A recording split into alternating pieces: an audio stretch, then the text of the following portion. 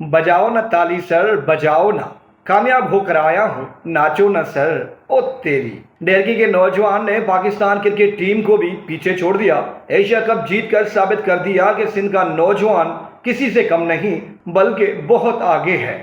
Asia wheel chair cup میں Pakistani team نے کمال کی مہارت دکھائی اور ٹرافی اپنے نام کر کے یہ ثابت کر دیا کہ ہمت اور حوصلہ کسی بھی شاندار فتح کا صلہ ثابت ہو سکتا ہے۔ ویل چیئر کرکٹ ٹیم کے وائس کپتان گھوٹکی کے شہر اوباڑو پہنچے تو سارا شہر اکٹھا ہو گیا۔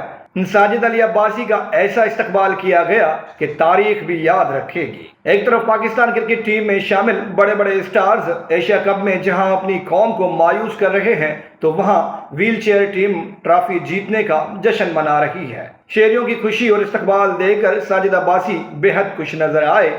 ان کا کہنا تھا کہ پہلی مرتبہ پاکستان نے ویل چیئر کپ جیتا ہے، جو بہت بڑا اعزاز بھی ہے۔